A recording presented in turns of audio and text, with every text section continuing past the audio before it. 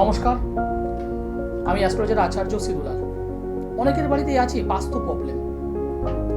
দরজাটা এমন একটা জায়গায় রয়েছে, মেন এন্ট্রান্সটা এমন একটা জায়গায় আছে যেখান থেকে আমরা সহজে বুঝতে পারছি যে কিছু নেগেটিভ এনার্জি ঢুকছে, কিন্তু করণীয় আমাদের কিছু নেই।